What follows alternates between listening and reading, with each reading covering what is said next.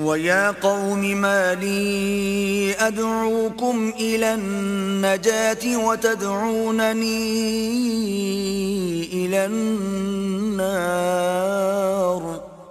اور اے قوم میرا کیا حال ہے کہ میں تو تم کو نجات کی طرف بلاتا ہوں اور تم مجھے دوزخ کی آگ کی طرف بلاتے ہو. تدعونني لأكفر بالله وأشرك به ما ليس لي به علم وأنا أدعوكم إلى العزيز الغفار.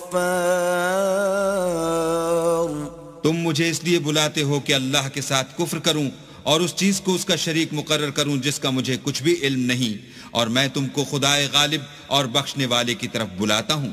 لا جرم ان ما تدعونني إليه ليس له دعوة في الدنيا ولا في الآخرة وأن مردنا إلى الله وأن المسرفين هم أصحاب النار.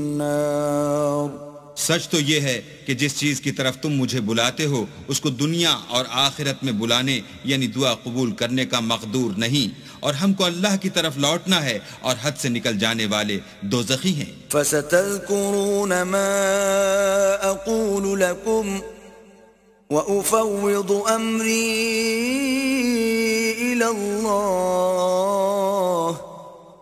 إِنَّ اللَّهَ بَصِيرٌ بِالْعِبَادِ.